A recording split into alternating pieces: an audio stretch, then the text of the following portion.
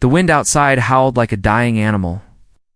The planet was covered in ice, sharp and endless. It was a graveyard of machines and buildings, an old alien city, long forgotten.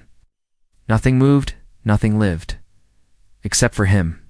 Captain Rowan stepped carefully over broken glass and frozen metal. His boots crunched on the ground as he moved deeper into the underground chamber. His helmet light flickered, showing faded symbols on the wall. This place had once been advanced Talion, yes, but powerful. Now it was quiet. It was quiet. Rowan was a salvager, searching lost planets for tech, fuel, or anything valuable. But this time, he found something unexpected. He stopped there in the ATI. Center of the cold room stood a tall pod, a cryo chamber, still glowing, still working. Inside it was a woman, not fully human, not fully alien. Her skin was pale blue, her hair silver like moonlight. Her body was strong, curvy, shaped like it had been built for attention. Mechanical lines ran along her arms and neck. Tiny lights blinked from the implants on her spine. She was beautiful, too perfect to be natural. Rowan narrowed his eyes. This wasn't just a person, so something designed. As he stepped closer, the pod hissed softly. Steam rose, lights turned green. She was waking up. The woman's fingers twitched, her lips parted. Her eyes glowing violet opened slowly. She saw him. And then she whispered, "My body is useful. Please, take me with you." Rowan stepped back. Her voice was soft but clear. She wasn't afraid. She wasn't confused. She was offering herself. "I'm not a danger," she said quickly, sitting up. "I can serve. I can connect with your systems. I can clean, cook, protect. I was made for use, just don't leave me here." Rowan didn't reply. He looked at the strange woman inside the chamber. Her voice was calm, but her eyes, they held fear. Not fear of him, but of being left behind. He opened the pod slowly. Cold air poured out, wrapping around her like mist. She shivered. Her skin was thin, almost glowing in the light. "What's your name?" Rowan asked, his voice low. "I don't have one," she replied. "I was not given that, just functions." Rowan frowned. "You're not a tool. You're a person." Her head tilted. "No, I was grown, built. I have strength. I can carry heavy loads. I'm not taking you to use you," Rowan said sharply. "That's not who I am." She blinked. For a moment she looked confused, then sad, then, "You'll leave me here," she said quietly, "like the others." Rowan sighed. He didn't know what happened here. But this woman, this Hephalian being, had been left in a pod, sleeping for years, maybe centuries, alone. He looked around. The room was filled with broken podzethers like her. All empty, all dead. "You were the only one who survived," he said. She nodded slowly. "They left us when the war came. We weren't soldiers. We were extras, designed to support. But when the base was attacked, they shut us down." Rowan clenched his jaw. He'd seen this before. Some alien empires treated people like tools, used them, then threw them away. She stood up now, unsteady. Her legs shook. Rowan stepped forward to help her, but she held up a hand. "I'm strong," she said softly. "My body was built for endurance. Pain means little." She looked into his eyes. "I'll be useful to you, I promise." But Rowan just shook his head. "I don't want you to prove anything. You don't need to serve to have worth." She looked away, her hands trembling. Then, behind them, something moved. A soft beep came from Rowan's scanner. He turned fast, pulling out his sidearm. The walls flickered, barely visible, but something shimmered there. A faint voice echoed through the chamber. Cold, metallic, angry. "You woke her. That was a mistake." Rowan froze. The woman gasped. No, they found me." "What is that?" Rowan asked, aiming his gun at the shadows. She shook her head in fear. "They built me, but they also feared me. There's a failsafe. If I ever woke without permission, they would come." Rowan stepped in front of her, eyes scanning the room. "Then we need to leave," he said. "No, but you don't want me. she whispered. He looked at her. I don't want to use you.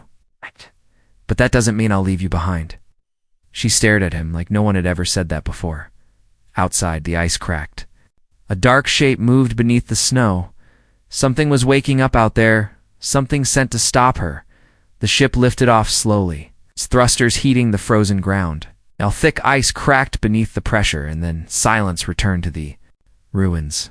The cryo chamber was now empty. Inside the small human ship, Captain Rowan sat quietly at the controls. Behind him, the woman stared out the window, her violet eyes wide. For someone who had just been saved, she didn't look relieved. She looked unsure. I'm warm now, she said softly, glancing around. Thank you for giving me clothes, Rowan. Didn't answer right away. He was busy watching the scanner. The signal they'd detected in the ruins, something had been following them. But now it had gone quiet. He didn't like it. You've got a name now, he finally said, turning to her. I'll call you Aya. She blinked slowly. Aya, she repeated. That sounds gentle. It fits you, Rowan said. You're not a weapon. Aya looked down at her hands, smooth, strong, with faint silver lines glowing beneath. The skin? I don't know what I am, she admitted. You're someone, he said. That's enough for now. But Aya didn't believe him. Deep inside, she could feel something like a shadow in her memory. Something was missing. Something important. She touched the back of her neck. There was a port there, hidden just under the skin. Her fingers trembled. I can connect with systems, machines, ships. I was designed that way. Rohan looked at her carefully. Do you feel safe when you do that? No, she whispered. It hurts. But it's what I was built for. He frowned. Not using you like a machine, Aya? We'll figure this out together. But even as he spoke, the ship lights flickered. Then the screen showed a strange new Symbolalian writing. Unfamiliar even to Rowan. Aya gasped. I know this, she said. That's a trigger code. Rowan turned fast. For what? I don't know. But I think I'm waking something up. She stood slowly, her eyes closing. Then, like a reflex, she reached for the ship's control panel and pressed her hand to it. Lights surged around her fingers.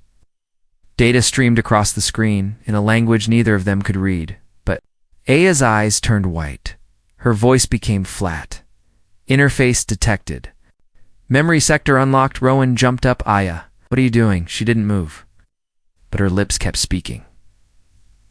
I was made from a stolen design, not from this world, built to connect with human systems. I am a living key. Then she collapsed. Rowan caught her before she hit the floor. Her breathing was slow but steady. She opened her eyes, confused. What? What did I say? You don't remember? She shook her head. Just pain. And a strange light, like stars pulling me in. Rowan helped her to a seat. He was no stranger to strange tech, but this was something else. A living being, designed to link with human computers. Why? He scanned her body with his medical device. Everything looked normal, except for one strange thing. Her DNA. It wasn't fully alien. Parts of her genetic code matched human sequences. Not just similar. Exact, Aya, he said slowly. Right. I think you were made using human DNA. Eyes widened. That's impossible. I was grown in the labs of the Serix Empire, maybe Rowan said. But your creators must have had access to something human. And they used it to build you, to unlock something only humans could touch. Aya stood, shaken. Then I was never free. I was only made to become someone else's tool. She backed away from him, breathing fast. You don't understand, Captain. If I was made with human code, it means I was stolen property. I belong to no world. Rowan said firmly, you belong to yourself. But Aya was already panicking. What if I'm dangerous? What if I carry things inside me I don't even know? What if I hurt you? Rowan took a slow step forward. Then we find out the truth, he said calmly, and we choose what happens next. You're not alone anymore, Aya. Just then, the ship's alarm rang. The scanner lit up again, this time with a new signal. A ship, cloaked. Following them, Rowan stared at the data. It was the same signal. From the ruins but stronger, Awaya looked over his shoulder, her voice trembling. That's one of them. They've been watching me ever since I was sealed in the chamber. They don't want me free. Why now? Rowan asked. Why come after you now? Aya looked up. Because I activated something. And now they know I'm awake. Rowan locked eyes with her. We're not running. We're going to find out what you really are. But first, we stay alive. Aya nodded slowly. Then I'll do what I was made to do. But this time, I'll do it my way. The stars outside the ship were calm, but inside, nothing was calm at all. Captain Rowan leaned over the console, watching the cloaked ship following them. It stayed just close enough to be seen like a shadow, always behind. Aya sat silently. In the co-pilot's seat, hands folded tightly. She wasn't shaking anymore, but something inside her had changed. Something had awakened. I keep seeing flashes, she whispered. Memories that aren't mine. Or maybe they are. Rowan glanced at her. Describe them. Aya closed her eyes. A white room. Wires in my back. Voices speaking in a human language. Not alien. You understood them? She nodded. Yes. That's what's strange. I wasn't supposed to. Rowan pulled up the scanner logs. Signal from the following ship was getting stronger but not aggressive. It was waiting for her. Aya, he said slowly. They're not attacking. Maybe they're afraid. Her eyes opened, glowing slightly. They're not afraid of me. They're afraid of what I can do. Rowan thought for a second, then grabbed a diagnostic tool and handed it to her. Let's try something. This tool reads hidden programming. Plug it into your wrist port. She hesitated. What if it activates something worse? Then we'll deal with it together. With a soft hiss, she inserted the needle-thin cord into a slot on her arm. Her breath caught, but she didn't scream. The tool began to hum, lights dancing across its surface. Then, a message flashed across the screen. Directive Omega-13. Active. Awaiting human interface. Rowan narrowed his eyes. Omega-13. That sounds like a locked command. Aya looked pale. I never knew that was inside me. The device beeped again. Memory branch locked.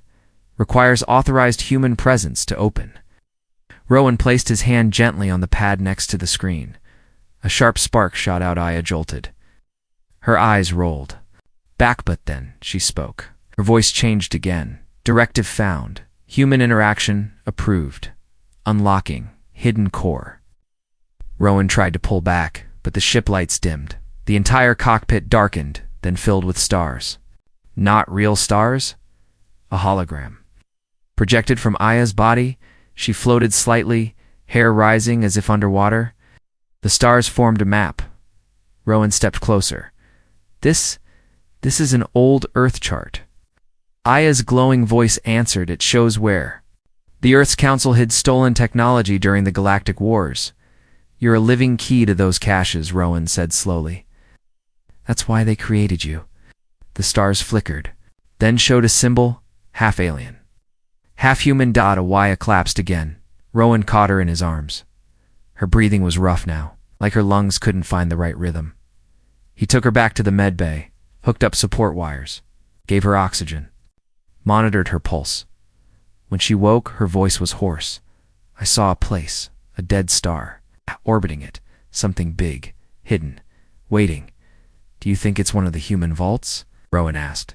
Yes, she said. And I think the ones following us want to get there first. Rowan stood up, pacing. You were made as a living passcode, Aya. They never wanted you to live your own life.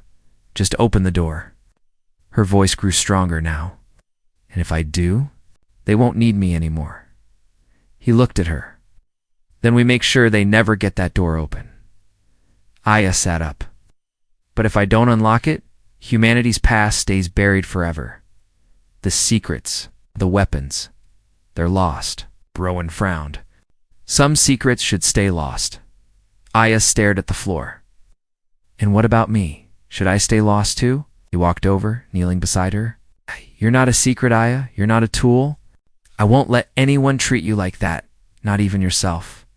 Her eyes shimmered, not just with light, but emotion. She'd never been spoken to like this before. I'm scared, she said. I don't know who I am. I was built, not born.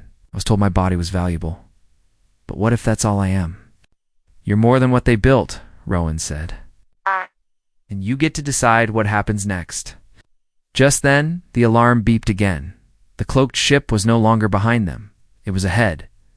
A message appeared on screen. Simple, direct return. The key or Earth burns. Rowan stared at the words, whispered. They don't mean me, do they? They mean exactly you, Rowan said. You're the key, Aya, and they're threatening Earth to get you. She stood slowly, fists clenched. Then we go to the vault before they do. You're sure? Rowan asked. Ahu nodded. If I was built to unlock something powerful, then I'll choose who gets to use it, and it won't be them. Rowan smiled. Then let's find out what they were so afraid of. And outside, far in the distance, a dead star turned slowly. Hiding something ancient in its shadow, the stars blinked outside. The ship's window like silent watchers. Captain Rowan didn't blink at all. His hands gripped the controls as the cloaked enemy ship drifted into view, massive, dark, and shaped like a fang.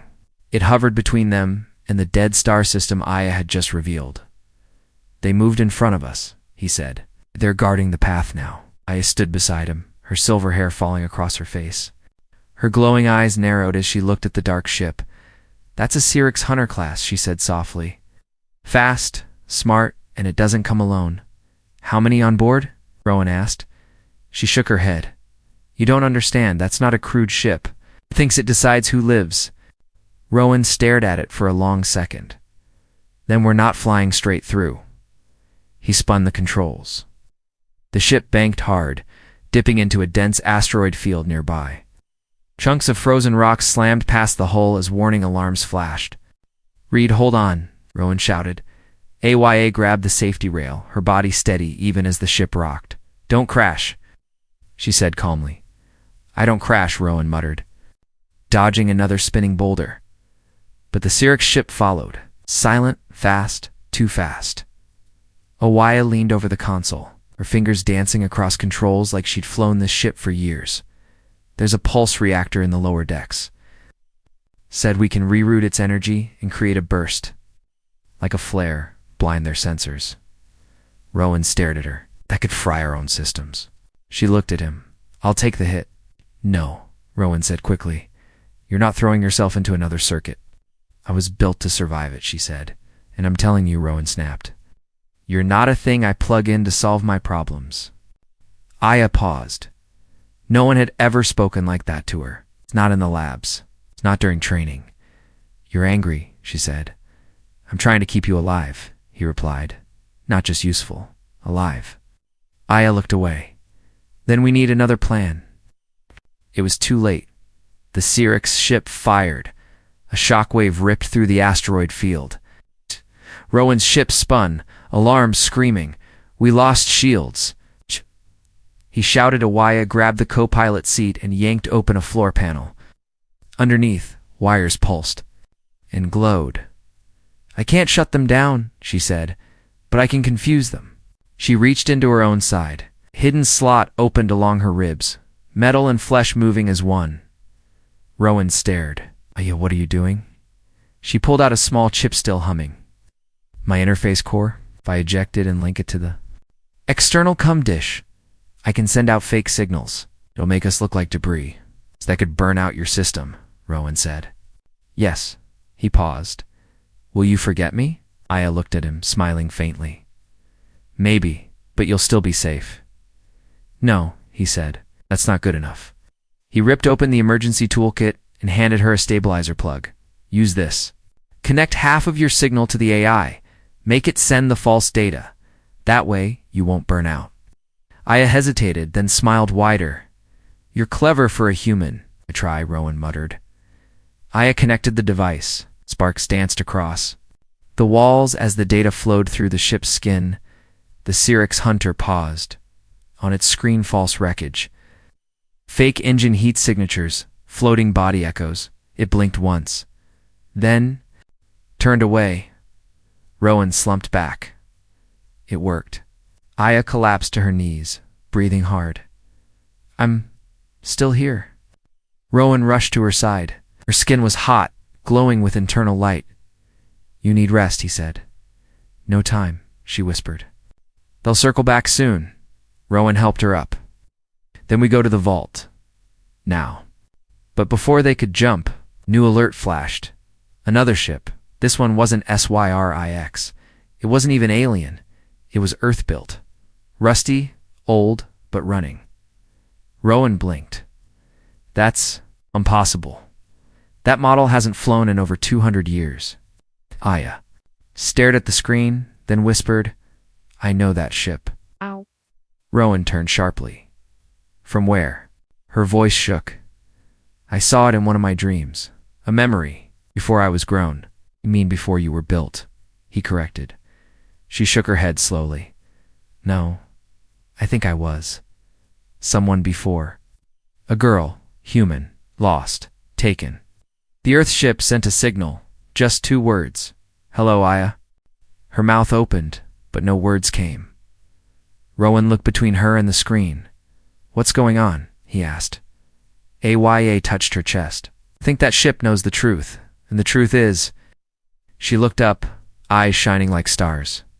I wasn't made for war. I wasn't built to unlock weapons. I was stolen from a real life. From Earth. Rowan's voice dropped. Then you're not part human. She nodded. I'm human. And far in the dark. The Cyrix ship turned again. This time it was not watching. It was hunting. The sky turned gold as they approached the forbidden system. A dead star hung in space like a wounded god. No light came from it, just darkness so deep it pulled at the mind.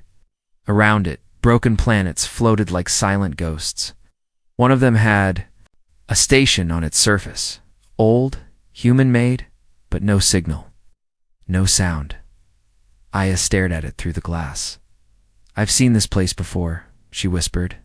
In pieces, in pain. Rowan didn't speak. His hands were steady on the ship's controls. But his heart beat faster. Behind them, the Cyrix hunter ship followed silent again. Like a predator waiting for the kill. And the Earth-built ship the one that had messaged Iowas already. They're orbiting the ruined moon. Rowan connected to the ship's system. No answer. It's not responding, he said. Let's go down, Aya said. The answers are there. I feel them. Rowan gave her a look. You sure you're ready? She nodded. I need to know who I was, what they turned me into. The ship landed on cracked stone. The air was thin. The ground was gray. The station loomed ahead, half buried in dust. Its walls were scarred by time and battle. But the logo was still visible. Earth's Research Division Project VSSLIA touched the wall as they entered. Her fingers trembled. I was here. She closed her eyes. Images returned blinding lights. Scientists in black suits. Wires plugged into her spine. I wasn't born in the labs. I was brought here, she said. I think I was stolen as a child. Rowan looked around, eyes scanning every hallway. They used you. Built something around your body, around your mind. Aya nodded slowly. I wasn't just a key. I was the lock. They built me to hold something. They reached the central court arc. Silent.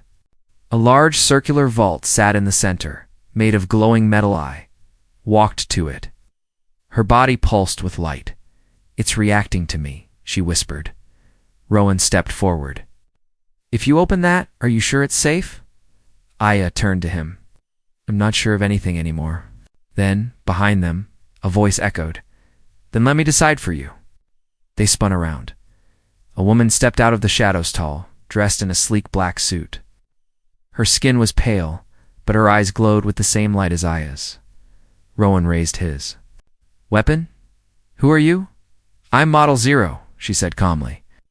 The first one. The original test. Before Aya's mouth fell open, I thought. You were a myth, a failure. Zero smiled bitterly. No, I was the success. You were the replacement. Rowan frowned. So you're like her? No, Zero said, stepping closer. I am her. Or I was before I was ripped apart and put back together by humans who wanted a living key. Aya's hands shook. Why are you here? Zero's eyes locked onto hers. To finish what I started. To unlock the vault.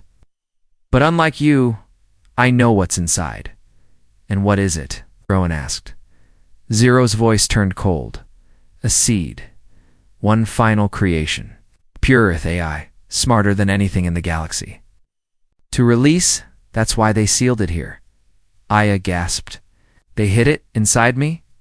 No, Zero said. They locked it away gave the key to someone too innocent to know better. Aya took a step back. I don't want to be a weapon, but you already are, Zero said sharply. You just haven't been used yet. Rowan stepped forward. She gets to decide, not you. Zero laughed. She's still following orders. She just doesn't know it. Aya suddenly collapsed to her knees. Her skin glowed bright, unstable. She's activating, Zero said. Your core memory is syncing with the vault. Soon, it'll open. And then, nothing will stop the seed. Rowan ran to Aya, lifting her gently. Fight it. You're not a tool. You have a choice. I don't know if I can. Whispered. Her body trembled, the light inside her flickering like fire. You can, Rowan said, because I believe in you, not what they made. Aya looked into his eyes, and then she stood. I won't be controlled, she said firmly. She reached into her chest and pulled the glowing chip from her body. I don't need this to know who I am. She threw it aside. The vault stopped glowing. Zero's eyes widened. Yeah, broke the interface. Aya nodded. Then it can never be used again. But why? Zero asked, stepping forward. Awaye looked calm now, because the power inside there was never meant for anyone, not even us. Zero screamed and rushed forward, but Rowan fired. The shot hit the ground near her feet. She froze. You can leave now, he said. Zero stared at them for a long moment, then turned, vanishing into the shadows. The silence returned. Aya breathed deeply, finally still. I made my choice, she said softly. I chose not to be what they wanted. Rowan smiled. That's the first real step to being free. But outside the station, the Cyric ship began to move again. And this time it wasn't following, it was coming. Asterisk. The door sealed shut behind them. And Captain. Rowan stood in silence, deep inside the Earth Station's power core. The cold metal walls hummed softly. Faint lights blinked, like the heartbeat of something sleeping. But it wasn't asleep anymore. Aya's breath fogged in the cold. Her body still pulsed faintly with light, but it was dimmer now, drained. I stopped the vault, she said. But why do I feel like it's not over? Rowan walked beside her, his voice low. Because someone still wants that power, and they're not done with you. Outside, sensors flashed red. The Cyric's hunter ship had landed finally. It's no longer hiding, and it wasn't alone. Another figure walked through the frozen dust. Slowly, confidently, she stepped through the doors, without fear. The woman's face was familiar, too familiar model. Zero, Aya said. But she looked different, now taller, stronger, wrapped in a suit made of moving metal. Her body had been repaired, upgraded. You destroyed the key, Zero said. But the system is still linked to you. You are the last lock. I made my choice, Aya replied. I won't open anything. Zero Smiled sadly. That's what I thought once too. Rowan raised his weapon. Not another step. But Zero didn't flinch. Shoot me if you want. This won't change what's coming. Rowan kept his finger on the trigger. Then tell us? What's coming? Zero's eyes glowed brighter. Truth. She stepped forward. Aya didn't move. You think I'm your enemy? Zero said to her. But I'm your future. I was you before I understood what they made. I'm not like you, Aya said quietly. No, Zero said. You're still soft. Still trying to find a self. Let me show you what I learned when they finished with me. She held out her hand, and suddenly, Aya's body. Locked up, Rowan shouted, but Aya couldn't move. Her legs froze, her arms stiffened, her mouth wouldn't open. Zero kept speaking. Our creators didn't just build you, they left back doors. Triggers. You think you have freedom, but they always plan to call you back. Aya fell to her knees, struggling. No, she whispered. I broke the chip. I chose. Zero crouched beside her. But you didn't break yourself. You're still theirs, Aya. You always will be. Unless, she leaned closer.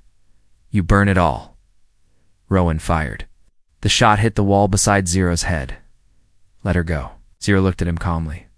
You want to save her? I understand that. But she doesn't need saving. She needs rebuilding. Aya trembled. Her voice cracked. Is that what you did? You erased your past, your pain? Zero's smile disappeared. Double quotes, no. I kept every memory. Every cut, every betrayal. They fueled me. Aya forced herself to stand. Her body shook, but her eyes didn't. Don't want to live off pain, she said. I want something real. Zero's metal suit rippled. Then choose pain again. Choose to be used. Choose me. Rowan stepped between them. She's not choosing you. Zero's hands turned sharp, blade-like. Then she dies. Before Rowan could fire, Zero struck. But Aya moved faster. Even locked, her mind pushed through. She grabbed Zero's arm, redirecting the blow. They crashed to the ground. Sparks flew. Aya shouted, Rowan, help me disable her core! Rowan rolled forward, ripping a cable from his gear. He stabbed it into Zero's shoulder. Electricity surged. Zero screamed. But it wasn't a scream of pain. It was a scream of memory. Visions burst into Aya's head. A young girl, Earth, running, taken, strapped down, modified. And then, silence. Zero collapsed. Smoke rose from her back. Aya knelt beside her. You were one of us, she whispered. You still are. Zero looked up, her face no longer cold. I didn't want to become this, she said, but pain. Pain was all I had left. Rowan knelt beside them. Then take this chance. Stop running from it. Zero reached up and pressed her palm to Aya's chest. Her voice faded. I passed the key. To someone better. A glow transferred. Her body dimmed. Zero was gone. Just her suit remained empty. Hollow Dada fell backward, heart pounding. Rowan caught her. It's over, he said. No, Aya whispered. Now I understand they made me for control, but I'm going to take it back. She stood, looking at the vault, not to unlock the seed, but to seal it forever. Rowan's eyes widened. You can do that? I can now, she said. Because I'm not the key anymore. I'm the gatekeeper. Beside, the Syrinx ship began to shake. The station's lights glowed blue. The seed inside the vault stirred, but Aya held her hand out. No more using, no more control. She pressed her palm to the wall, and everything now shut down. The vault lights faded. No explosion, no energy burst, just silence. Captain Rowan watched as Aya lowered her hand. Her body was still glowing, but the light had changed, softer now, warm instead of sharp. Her face was calm. She had just shut down the most dangerous technology humanity ever built. But she was still standing, still herself. Rowan took a step toward her. Are you okay? Aya turned. Her silver hair drifted behind her like a comet trail. For the first time, she said softly, I think I am. The floor beneath them stopped shaking. The systems around the vault went dark. Ship outside powered down completely. No lights, no signals, just dead metal. You did more than seal the vault, Rowan said. You shut down every machine linked to it. Aya nodded. Because I was the final node. The last link. But now I broke it. She sat on the edge of the old platform, her legs swinging like a child's. I thought I was made only to serve, she whispered. Built to obey. Built to be used. That was the lie they gave me. Rowan joined her. And the truth? Aya looked at him, a small smile on her lips. The truth is, I'm not a machine. Not anymore. Maybe not ever. She opened her hand. A faint pulse of light still flickered in her palm, a small trace of the vault's energy. But what will you do now? Rowan asked. You're free. No more commands. No more control. Aya looked up at the broken ceiling. Stars peeked through the cracks. I want to see Earth, she said. The real Earth. The place I was taken from. I want to walk where I belonged, not where I was locked. Rowan smiled. Then we'll go together. But Aya wasn't finished. There's more like me, she said. Other vessels. Other tools made in secret, scattered across space. Some may be alive, some may be suffering. Rowan nodded slowly. You want to find them? I have to, she said. They deserve to choose to. She stood up. I'm not just the key or the gatekeeper. I'm a witness. I saw what they did to us. I'll make sure no one else suffers like we did.